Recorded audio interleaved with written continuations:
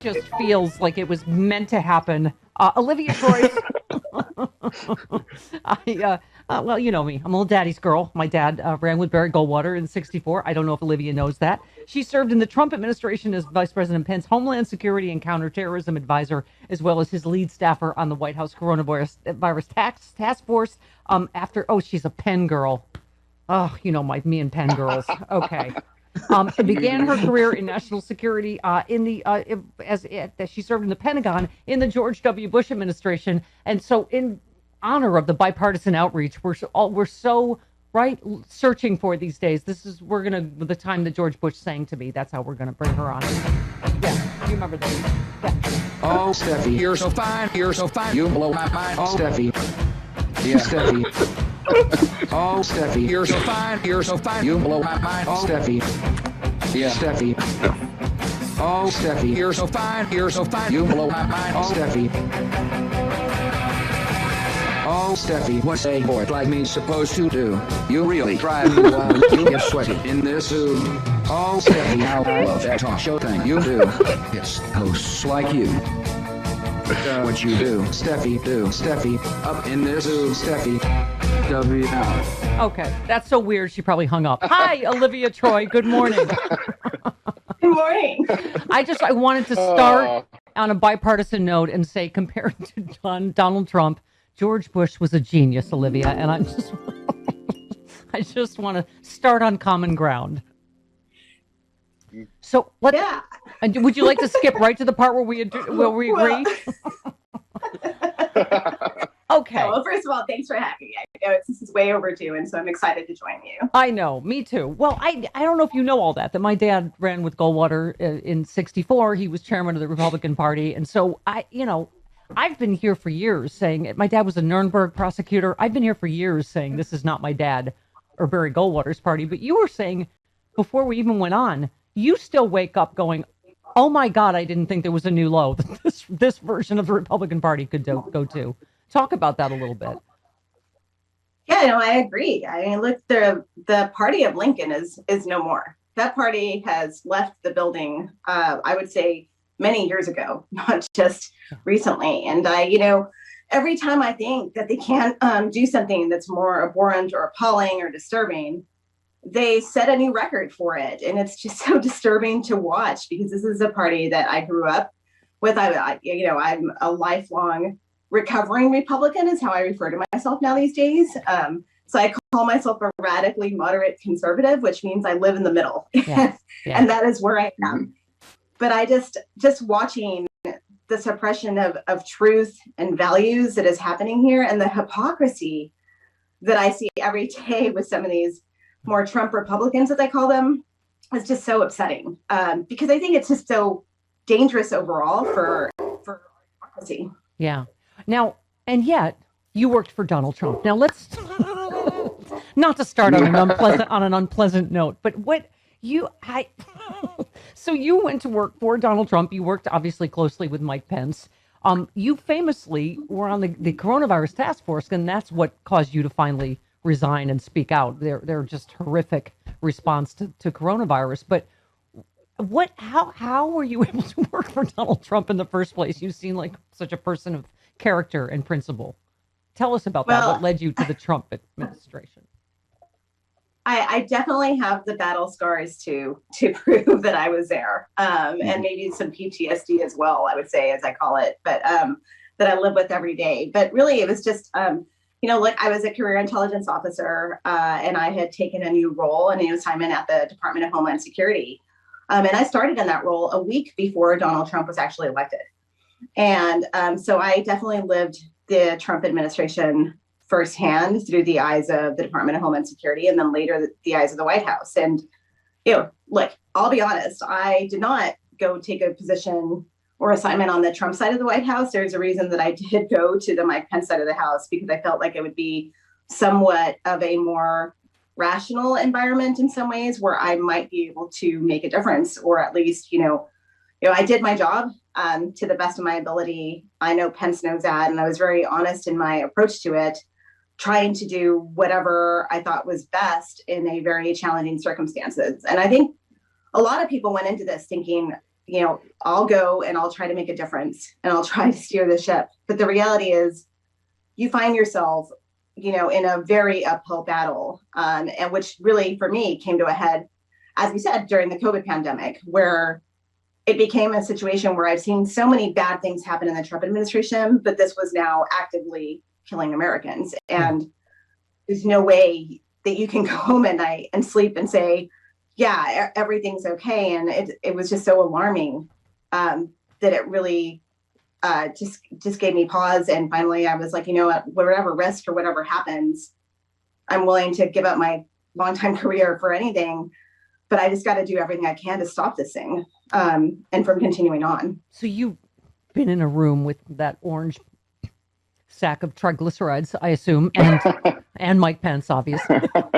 What is with Mike Pence that he doesn't speak out against someone that literally they were calling for his execution, Trump supporters? Like, what is his deal? And his brother just voted against the commission to look into the people that wanted to hang him. Isn't that shocking? It's like, hey, Right. bro, people just tried to kill you, but if you don't mind, I'm going to go along with this because I don't want it investigated because I don't want them asking questions of my dear leader. Right. I mean, that's really, I think, what it comes down to. And I think, I really do think that it's the political landscape. And I know that Mike Pence had very significant aspirations for running for the presidency. And I think he looks at it through the lens of 2024. And I just don't know how you can rationalize it and think that you have a chance other than I think he is hoping that the evangelical vote rallies behind him on that side and maybe gets him through it. But this is a psychotic cult of personality. Yes. They hate him now. They think he's a traitor because Donald Trump said he is, right? Oh, yeah. I mean, look, in the world of QAnon, there's a whole conspiracy theory out there. I've heard about this in some of the chat rooms and whatever, where they think that Mike Pence and I were in on it and that we're all a conspiracy against Trump. I mean, that is how far down the rabbit hole I think it's gone. Do you fear for your life a lot of time? I mean, this is just really a crazy mob cult at this point. Yeah, I do. And the reason behind that is that I don't see this going away anytime soon. I see the rise of more extremism, especially on the far right, and domestic threats continuing to significantly rise. I expect there to be growing violence from some of these groups who actually think that they're in their right to do this, right? They're watching elected leaders and it's being mainstream and normalized to take these types of actions because they think they're doing it for what's good of the party, what's good for the country.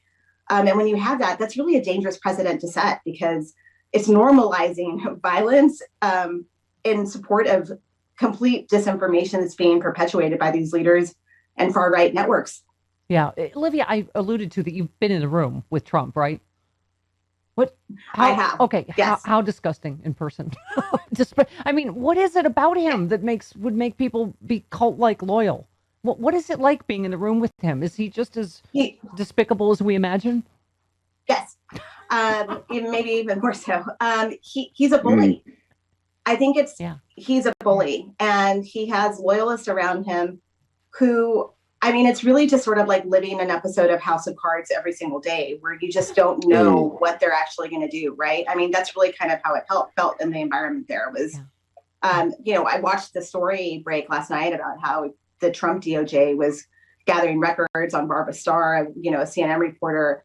Mm-hmm. That to me is disturbing because I have to tell you that many of us serving in government were super paranoid and guarded about that, right? The fact that, when Miles Taylor wrote that op-ed, The Anonymous, I read it in a bathroom stall because I was afraid there were cameras within the White House who were watching me read it, and then I would be touted out as a traitor. I mean, this is not a normal environment as a free citizen who served in government for 20 years for me to be thinking that, right? And Olivia, you must just be, again, as a lifelong Republican served under Bush, you must just be at least 2000, you can understand the Supreme Court appointed him. There were studies that said if they finished the counting, Al Gore won Florida. So it was based on something, right? I mean, it's like 2016. We know there was massive Russian, interference. So it was, but this is based on nothing. This big lie. His attorney general, his cybersecurity chief, 60 judges appointed by Trump said there was no. It's based on nothing. This big lie, right? And yet it is. If anything, according to the Washington Post, it's getting worse. It's going to spread from Arizona, who now has to replace all their voting machines because they gave them to cyber ninjas. It's going to other states. They're voting against investigating January 6th. This is officially out of control, isn't it? It is, and I'm concerned about what this means going forward for future elections, because really what they're setting is a precedent for undermining our democracy and overturning elections when they don't like the results. And that is really what's happening here. And I think it's going to take all of us across the board to push back on this and try to stand together in upcoming elections, because I think this is just the beginning. I don't see this, if the Republicans can kick Liz Cheney out of leadership, right, someone who is very conservative in her principles and who votes that way consistently in her voting in Congress. Right. They kicked her out not based on policy, right? They kicked her out because she's not willing to go along with why. Because she told the truth, which let's not get into the Iraq war and her dad's lies, because now we're in a place where we maybe disagree. Okay, you said we can't. You said we cannot underestimate the magnitude of today's GOP vote on Liz Cheney. It's a sad day for our democracy, and it is rock bottom for the former Republican Party of Lincoln. History will be written on those who defended the truth unwaveringly. I mean, it just, like I say, Olivia, what do you? Well, I guess you already said it. You don't see this ending anytime soon, because I just think, like, not only are we all asking you what happened to your GOP, but what happens now? Where's it going?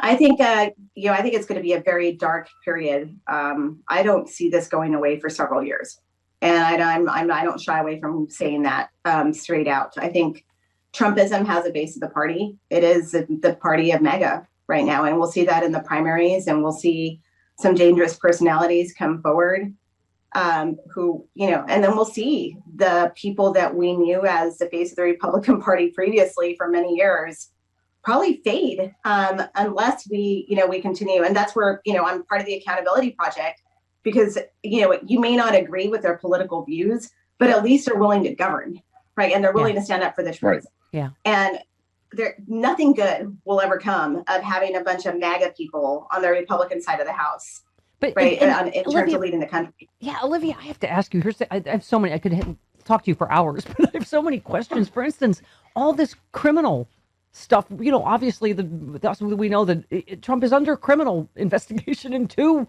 right? Georgia and New York now. What is happening privately? Is there not some private, pants? Is there not some Republicans literally themselves thinking, oh, we've tied ourselves to this guy who might be going to prison? I mean, what's happening privately, do you think? Yeah, I think, the thing about Trump is that there's no loyalty there, right? Everybody knows it. So everyone else around him will go to prison before he ever goes to prison. That I will guarantee. I mean, I can say that straight out, that is who he is. And I think that a lot of these people in the inner circle of Trump see it as like they're invincible. They think that they are above the law, right? I mean, that's certainly the way he ran the country. And I think that when you have that sort of chip on your shoulder that says that you're untouchable, there's no boundary to what you won't or will do to get out of it. And so I think, I watched Michael Cohen's interviews, and he says people will turn on him. Yeah, because at the end of the day, everyone knows that he is not going to have your back. And so I want, there's nothing I want more than to see this man behind bars, because I'm also concerned about what he's going to do to our future elections. I don't think, he's sitting on the sideline and he's still pulling the puppet strings. Yeah. Well, listen, as a security, expert, I just was fascinated with this whole January 6th commission. And your take, you said, why did it take hours for the National Guard to be deployed to the U.S. Capitol? Why did DHS not do the analysis and issue their usual threat assessment and prep for a major event? Why was there a shocking inadequacy of security on January 6th? What are the facts? A January 6th commission is critical from a national security standpoint. And as you said, this is obviously why they were spying on Barbara Starr, because she was talking about the moves at the Pentagon that could facilitate this coup. What else do you call it, right? But a coup. Yeah, and look, I think the commission is important because we did the 9/11 commission to figure out what mistakes were made, where we didn't connect the dots, what we could learn from it. That's why a January 6th commission is important, because what we had here was the intelligence was there. I had been on record about 2 or 3 weeks before saying I do believe that there will be violence on January 6th, and it came to fruition. And that morning when I woke up and saw the parameter of the Capitol and the lack of security around it, I was in shock. I mean, I really just sat there and thought, something isn't right. There's no threat assessment that's come out from DHS. There's no, where are the walls of fencing like I saw the previous summer, where I was walking in the White House and it was a fortress right around DC. None of that was there, and why? And so, and I hope that this commission moves forward, and Republicans are concerned about it, and rightly so, because they probably have members who are going to be implicated as part of it. But honestly, if you're an American serving in Congress for the people, then you should want to know what happened. And these people should be purged because they are unfit for office. They shouldn't be serving there because basically they're traitors. They're actors against our democracy. Yeah. I don't know how else to put it. Well, right? And we already know he ordered the code red. We already know that he ordered, National Guard to stand down, that he ordered them only to protect the rioters. I mean, there are things that, we know are going to go all the way to the top. And as you tweeted, ensuring a national security failure like the U.S. Capitol attack never happens again is why a commission is critical. It's about accountability. Republicans who block efforts to conduct a full investigation of this insurrection are undermining democracy again, just like when they voted against certifying the results. It sets up a just catastrophic precedent, I think, in my opinion, Olivia. But I just wonder, what do you think now? I mean, to me, first of all, they're going to prove why we need to blow up the filibuster, because we should make them filibuster, right? Do a talking filibuster against January 6th commission. But then what? What's your recommendation? Do we do a select committee like Benghazi? Does Merrick Garland do a special prosecutor? Both? What's your opinion? Yeah, I think there's several avenues to pursue, but I think that we need to get to the bottom of this. I think there's a lot of trying to whitewash the truth about what happened. And I think that you're going to see this continue to play out in the coming months. Like, Republicans want nothing more than to just put this in the past. They've actually stated this, right? They say we got to move on. Well, no, it's really not that simple, because what happened on January 6th was really an attack on our democracy. It was also complete dereliction of duty by a sitting president who put his own vice president's life at risk. I mean, we are looking at stuff that, of banana republics here.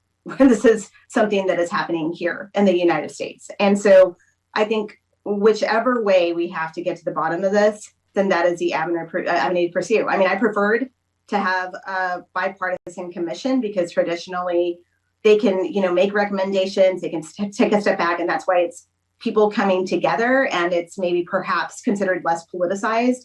Look, this is going to be politicized regardless, because the Republicans were complicit in a part of it, right? So that is part of the whole. Olivia, pick your analogy. I keep saying it's like asking Al Qaeda to be on a 9/11 commission with us, or Nazis to be on the Nuremberg, team with us. It's just you're right. You said they were implicated. They're involved.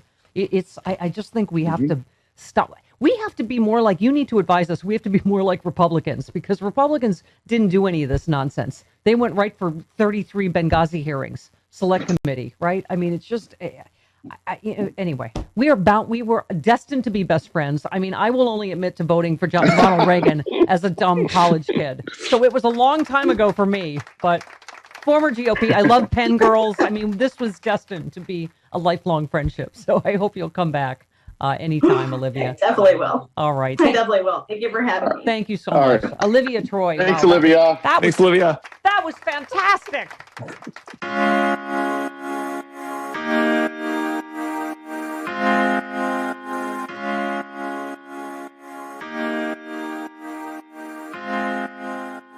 If you have not heard of the Sexy Liberal Podcasting Network, your podcasting superstation, you suck. I mean, yes. We have the smartest, funniest liberals in the country. Stephanie Miller's Happy Hour. We have John Fugelsang. We have Hal Sparks, Frangela, Final Word and Idiot of the Week. We have Bob Seska. Oh my God. We have Jody Hamilton from The Bunker. We have Start Me Up with Kimberly Johnson. We have Unprecedented. We have the smartest, funniest podcast, period. Get it now. sexyliberal.com.